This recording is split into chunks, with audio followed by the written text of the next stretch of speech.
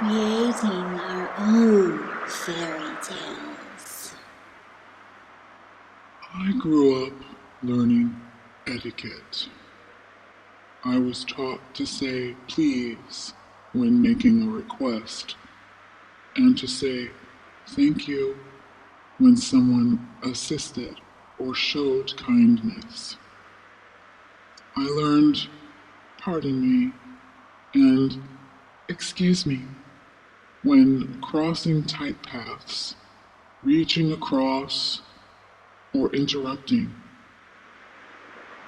When I had been less than civil, I was molded into using I'm sorry, even when I wasn't. To this day, I treasure etiquette, along with grace and humility. But over time, I began to judge myself and others as less than if etiquette was not always used. And that's not true.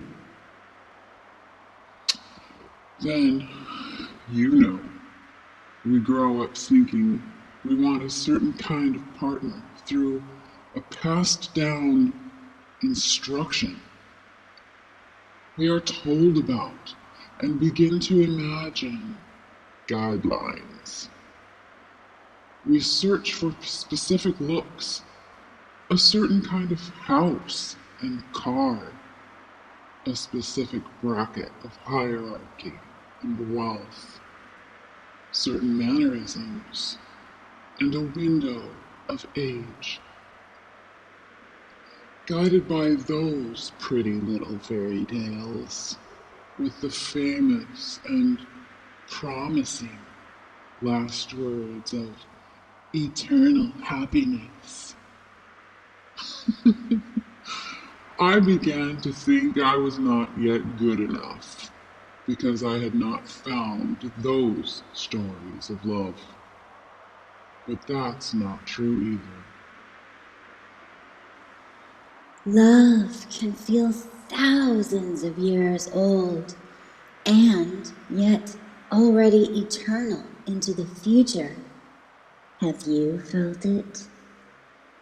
It's a freedom from those other stories because promises and constant happiness don't really fit into this place. Promises undo themselves, just like everything else. And even happiness gets boring after too long, because it is only one of the many beautiful emotions that a human can experience. There is something about sadness that helps us feel connected. There's something about anger that makes us feel alive. And there is something about fear that can refresh our appreciation for and intention on love. Perhaps happiness feels so good because we are able to allow all of its emotional playmates to pass through us as well, reminding us that we are not broken, we are not incomplete, but that we are a beautiful rainbow inside a perfect and ever-changing form of energy known as a human being. A human being. A human